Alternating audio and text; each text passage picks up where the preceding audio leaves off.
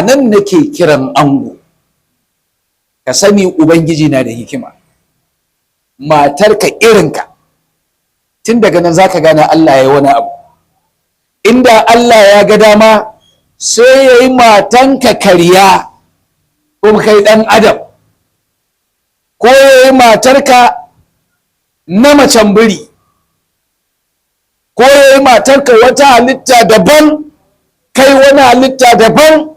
So tun da ya yi ta irinka irinta, akwai alama ko akwai wato alaka na kusantakan juna tun daga nan. Ba za ka guje ta ba, ba za ta guje ka ba, zuciyarka za ta zo kusa da ita, haka kai ma za ka zo kusa da ita. To amma ubangiji ya bambanta mu a wajen ginin halitta. Namiji an gina shi halittarsa akwai ƙarfi, sannan ubangiji ya baka ƙwaƙwalwa mai ƙarfi fiye da na ya mace.